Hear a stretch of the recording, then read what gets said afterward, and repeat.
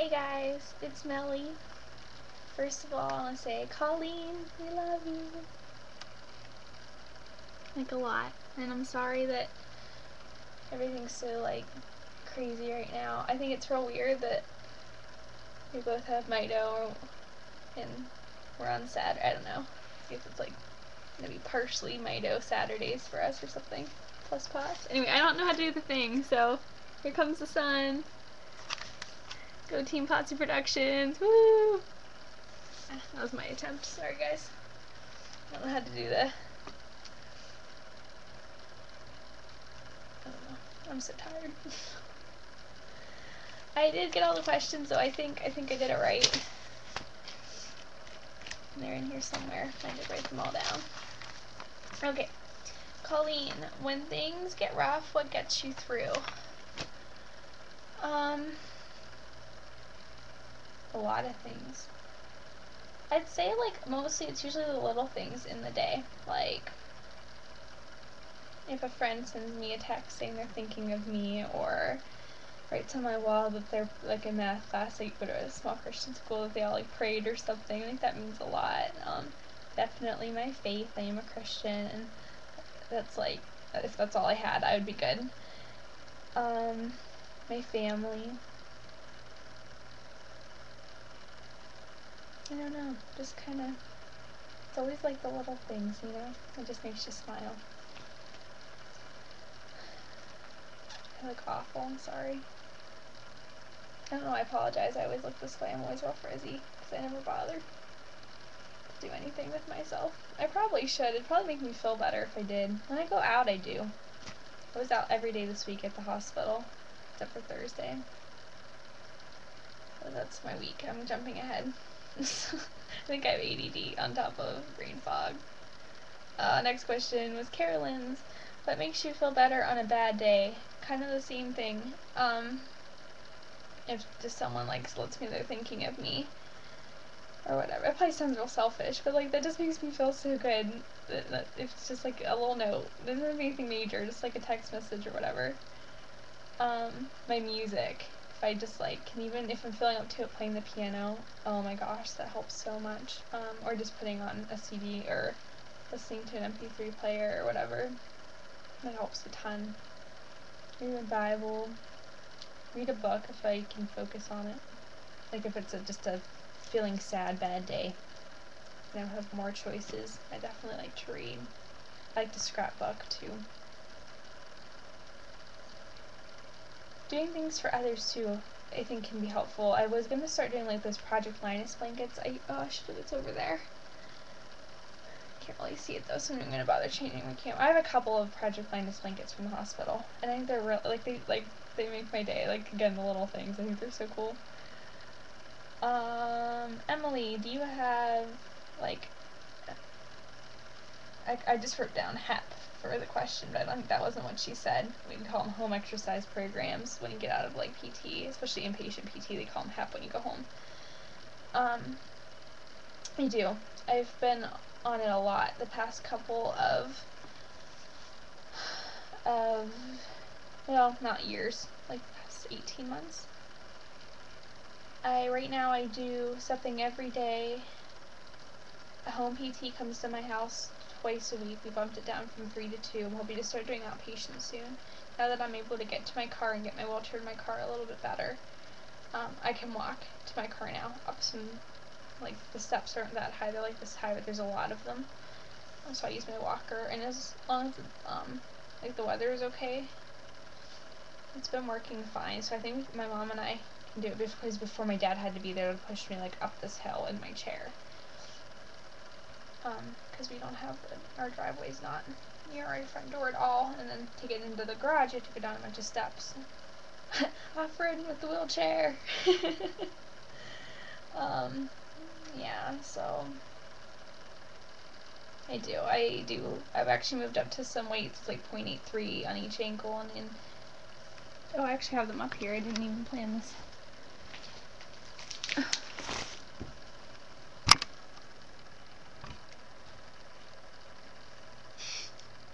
I'm so tired. Oh my gosh. Alright, well, I can't see very well. Alright. They're just like these, they're from Gold's Gym. I actually have a Gold's Gym hair ball too, and they're a little bit big for, I thought my computer just died, but it didn't, so I got scared. My screen just went black. Whenever my power cord comes out, the whole thing dies because I don't know why. I used to have a battery on my laptop, and I don't think it's the battery's fault. It's like my battery just doesn't charge anymore because I got a cheap cord. So I didn't want the thing to shut off, and I had to start all over again. That would have been such a pain. Anyway, I can't see myself, so I don't really know where I am. I'm just gonna guess. Here I come. Alright. So it's just has all these little sleeves, and the weight goes in it. This is like, my therapist figured out it's like 0.83 pounds, so I only have one in it right now, and then you start building up. I mean, I haven't built up yet, but, and when I use it for my hands, I just like hold it. Just like, you know, maybe pump it, go in front. The wall there's something to add to the side. I'm so beast, right? But it's for your ankles, but you can use it for just like your arms, because we didn't have like dumbbells at home. That we had 5 pounds, but obviously I'm not ready for those. So yeah, that works out really well. And then for your ankles, you obviously use the Velcro. And there's 2 of them, and there's like 10 pounds in all. So 10 pounds on each one, maybe. No, it's 10 pounds in all. So whenever you're getting really strong, you can even put both on one ankle or whatever. So it's kind of cool. I don't know that anyone would really need to be doing leg lifts with 10 pounds. I think you're probably down with physical therapy if you can do that. But, I don't know how long it is every day. It's maybe like 30 minutes. And I'm supposed to do walking. I just like walk around my house with my walker. And I've been walking without my walker too. It's been really exciting. I had been in my chair, so I do have a lot of physical therapy. And girls, it is worth it. I know it's really hard to get into it, and I know I'm real bad at it, but it's really worth it to do it.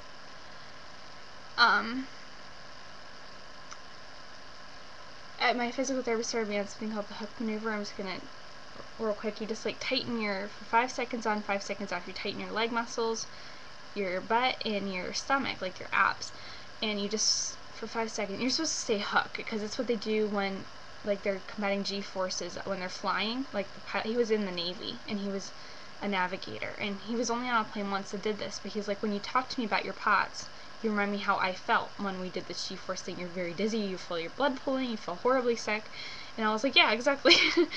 And so he told me, so they go hook and hold their breath, but he told me, he's like, don't hold your breath, keep breathing. So you take a deep breath in, and then keep breathing in 5 seconds, and hold, and then relax for like 5 or 10 seconds, and then do it again.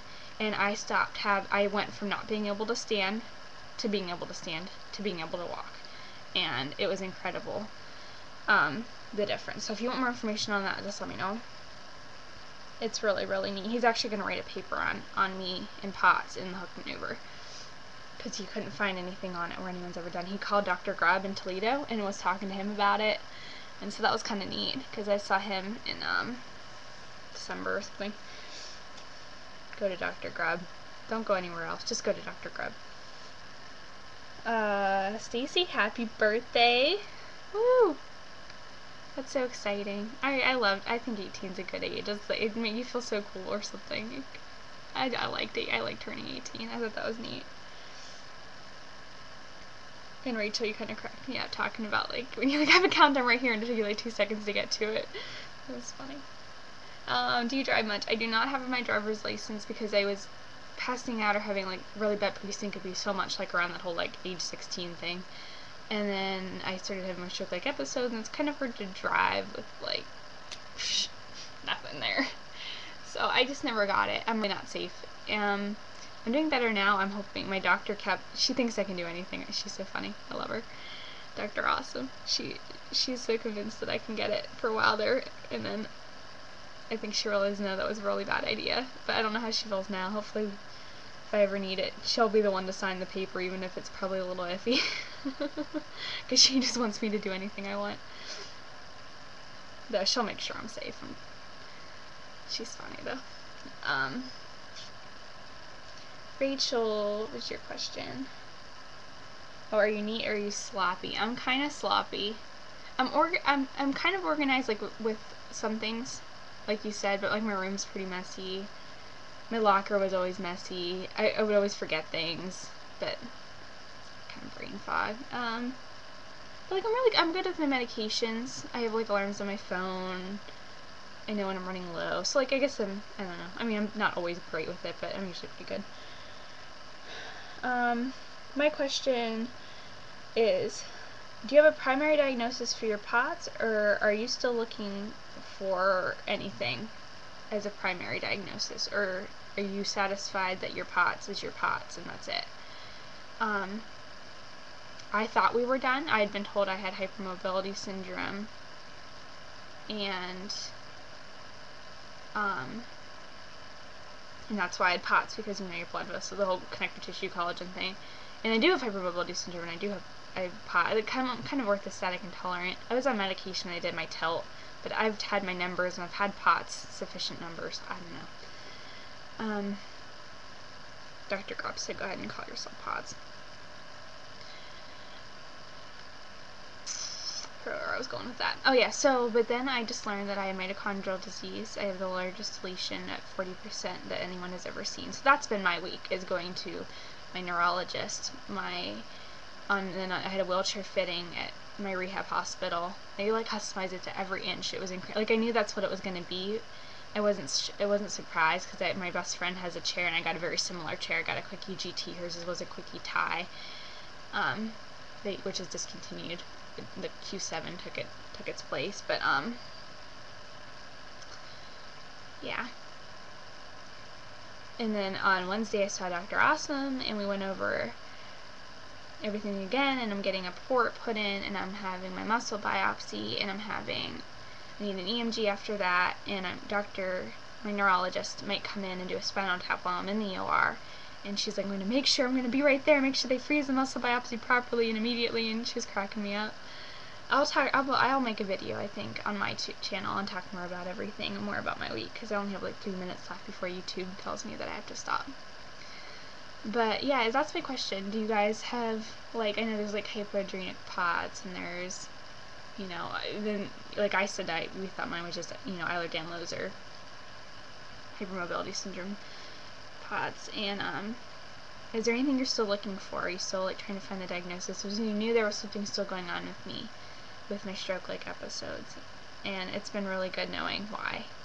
Though I kind of wish it wasn't Mito. It's very bittersweet, but at the same time, it's like, it's kind of a relief, you know. It's like, oh, here it is. It wasn't crazy, and Dr. G, my neuro, was like, yeah, when I saw you, I knew you were legitimate. She's like, you had a stroke-like episode right in front of me. She's like, I was very impressed with it. And then I passed out and hit my head and fell right on her clinic floor. Oops. That's what I get for trying to sit up all day. And she said she called Dr. Grubb, and he was like, of course she found something. I could tell there was something wrong. And yeah, like, that was just my week. And then I get infusions every week, so I usually always on Thursdays, but I actually ended up canceling my dentist appointment, but I had a dentist appointment on Thursdays, so I went to the infusion center on Friday. It took them 3 tries, which isn't that bad. I mean, I know people that can take a couple hours just to get a peripheral lining, so doctors won't give them a port, but everyone's really for this port. I'll talk more about that in my other video. Blew one vein, and every time you blow a vein, like, you don't ruin it, but when you only have a limited number of veins you can even get them in, it's like, drat, don't blow a vein. I need that one next time. So, and then yesterday I just rested. And PT came Monday and Thursday. It was a pretty good week. It's just very overwhelming. It's a lot of information to take in. I feel like I need to be a doctor to understand my diagnosis. So. Alright, I don't have any time left. But I love you girls, and Colleen, I'm gonna miss you. I'm gonna miss seeing you. I'm like, oh, it's Saturday, I can't wait for Colleen's video. I'm like, oh wait, no, it's me. That stinks, I miss Colleen.